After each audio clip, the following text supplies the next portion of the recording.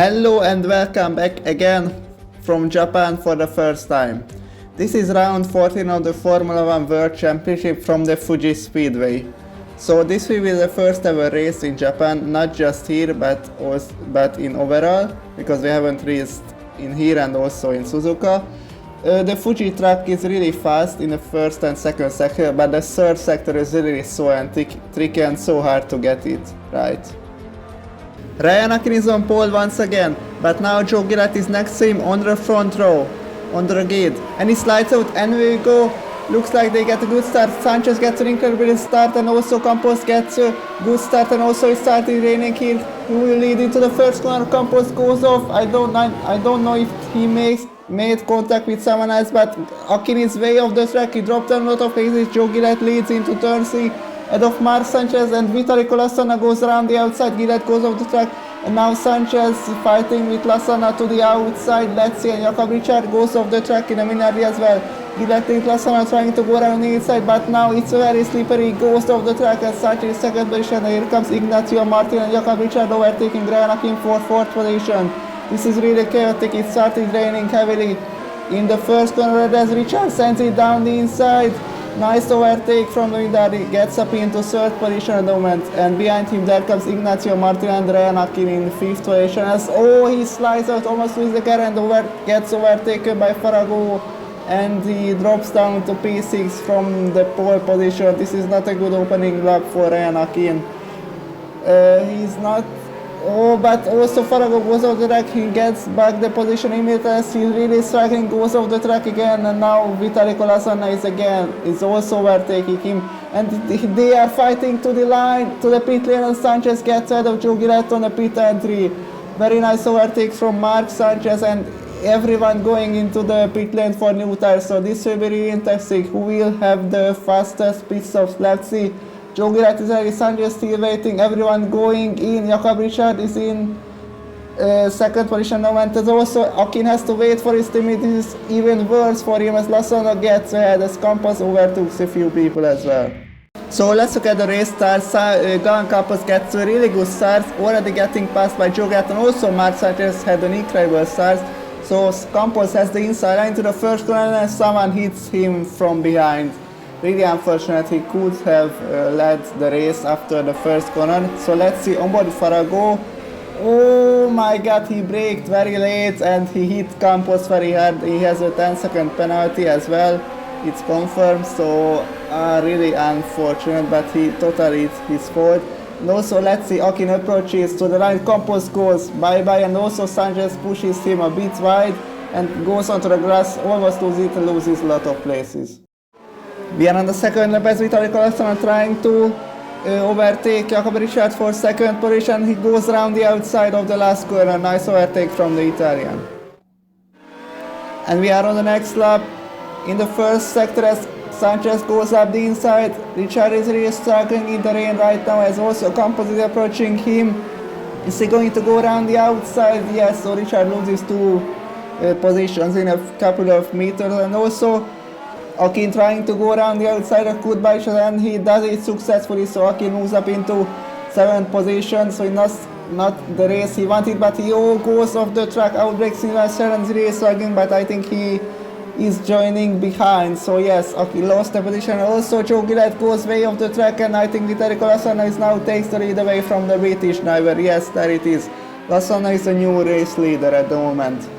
But let's see, Jakob Richard is now really struggling. I'm not sure he has a problem or something like that. Puncture could be possible as Sajan is also really struggling. Akin gets past him once again, but Richard, I think he has a puncture, but I'm not sure because he is going really slowly.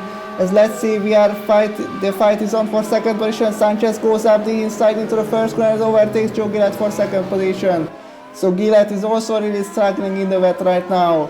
The first and second place drivers both have failures, I think so, but Gillett really struggles, gets passed by Campos and again goes off the racetrack. And also Ryan Akin goes into the pit lane for the second time, I'm not sure why. We have a replay and let's see what happened to Richard approaching into turn 7. He surely has a puncture because he can't even turn the car. Oh, it's really unlucky from second position. What a shame for him. And now Peter Gillette is really struggling again, goes way off the track. I think he also has a puncture at the same corner as Richard because he's also going really low, slowly. Oh, 2 punctures in a couple of laps. This is not good. And also what happened to Goodbye Chazan was going really slowly on the track. He surely has damage or something like that. Akin gets past him on the outside. So let's see on the replay what happened. Yes, left front puncture, just like what happened to Jakob Richard. So 2 punctures in 2 laps. Oh, for the race leaders and second placed, man, this is really unlucky. And let's see what happened to Shazan approaching into turn C, and he just lost the race suddenly. That was really strange because he didn't even carry too much speed there. Really strange situation. We are on the next step as we are watching Campos wanna fight to Sanchez, and he gets past him really easily. I wonder if he lets him pass. But now on the third sector he remains really close to Hispania ahead, and he goes up the inside and repasses Campos for second position, so Sanchez moves up into second again. Campos already made his second pit stop as we are watching Ignacio Martinez, really huge lugs. He drops down behind Farago, and also Campos getting past him. Oh, really unlucky situation for Martin. And let's see the replay what happened. And he just suddenly teleports behind the Proyecto Kacar, and he locks up because he goes wide because he wasn't expecting that.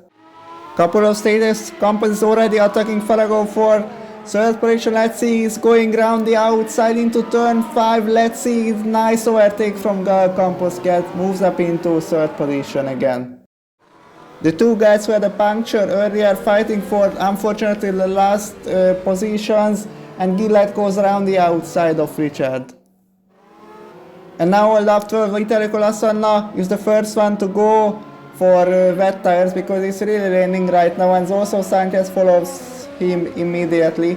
So the race leader and the second place one is going into the pit lane for new extreme wets because it's really raining heavily right now. As watching Akin trying to get past Farago, and he goes a bit wide, and I think Akin has the inside line and he will get past him. Yes, but no, because he goes into the pit lane for new tires as well.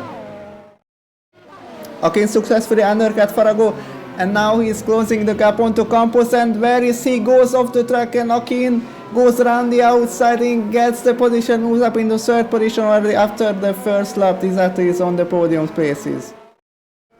And while up later we are on board with Farago as Campos is struggling in the wets because he goes off the track again, and Farago gets past him into fourth position at the last corner of the track. We are on lap 16 watching Ignacio Martin in the new Rebellion Racing driver as he goes off the track, slides out, and this will allow Joe Gillette to overtake him. Yes, he gets past the Rebellion Racing driver. So Gillette moves up into P6. And now we are watching Campos, who is really struggling, and Jakob Richard 1 lap down, he gets him behind. So Campos already had huge problems, and now he has even more problem because Jakob Richard went into the back of the Hispania. Let's see on board with him. Oh, he just leads ahead of him, so it was not really his fault. Mark Sanchez currently in second position, and as you can see, it's really raining right now, really hard to get the corners right, and he slides out. He has to reverse, and this will allow Ryan Akin to close the gap instantly. Yes, there it is.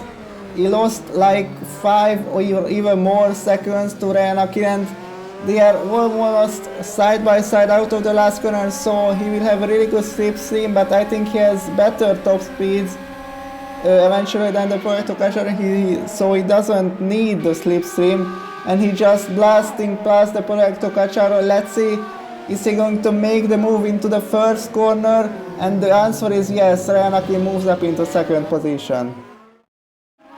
Unfortunately, Campos is really struggling in the wet weather, and he spins out again. He surely has some problems because of the crash between Richard and him, so I think he couldn't repair the car fully, and he's really struggling in the wet. But now he's doing some donuts because he is going to retire soon. We are jumping into lap 27 as the rain has stopped a bit, and now Sanchez going into the pit lane for new intermediate tires. 1 hour later, Joe Gilet is trying to get past Ignacio Martin for 5th position because Campos is out of the race as we expected, and Martin covers inside. Gilet trying to go around the outside. This is so close battle for 5th position. They are still side by side out to the first corner, but Joe Gilet has the inside line to the next corner. Let's see if he's going to get the position. The answer is yes. Gilet moves ahead, but he slides out again, almost makes contact with Martin, goes off the track, and Martin repasses him instantly. 1 lap later, we are in the same situation, approaching into third one. Martin covers the inside line again, but this time Joe Gilet doesn't go around the outside, instead trying to get a better exit to the next corner. But let's see. Oh, there is not enough room to go for the move, but he clearly looks faster than Rebellion ahead. Let's see, he remains really close, trying to go around the outside of the Rebellion racing driver, but Martin stays ahead. But Gilet with the last minute dive moment, they made contact. Some parts flying off from Joe Gilet car, but he gets the position ahead of Ignacio Martin. But he will have a lot of questions about it, but he trying to fight back. It hits behind. Joe Gilet goes off the track, and Martin has to let him pass because he pushed him off the track here. Farago is incorrect in 3rd position, but the track is not suitable for the wet tires and he has to box again. We are on the penultimate lap as Farago dropped behind Joe Gilet. He's currently in 5th position and he looks clearly faster on the new tires. Let's see, Gilet covers inside into turn 5. Farago trying to go around the outside, but Gilet blocks the road there, so he has to back out of it, and now he is escaped. So Farago lost a lot of time with that, and also a lot of time. So let's see, but approaching into awesome, there's a huge type moment. He is going to make it stop. Yes, beautiful overtake from Gary. Farago moves up into 4th position. And Vitaly Lassanna exits the final corner, and Lassanna wins the Japanese Grand Prix in Fuji, his 2nd victory of the season, as Farago is not loved, I think. So Lassanna won the race. Beautiful performance from the Italian. After the first lap he was dominant in the wet, and Ranakin has to settle down for 2nd position this time. So let's look at the race results from the Japanese Grand Prix. So Vitaly Lassanna won the race out of Ranakin, and Mark Sanchez completes the podium places, and Farago is in 4th position out of Joe Gilet, and Ignacio Martin did a really good debut for Rebellion Racing, and Jacob Richard is the last point scorer, and 2 people failed to finish the race. And let's look at the drivers standing right now. So, and with that, Ranakin overtakes Stanisic for the lead because Stanisic couldn't attempt the race, and Lassanna closing the gap to Joe Gilet for 3rd position, and also Ignacio Martin has become a point scorer. And let's look at the constructor standings. Rebellion Racing extending his lead over Team Italia Esports, and also Proyecto Cachara closed the gap a bit to Masora Mechanics as well.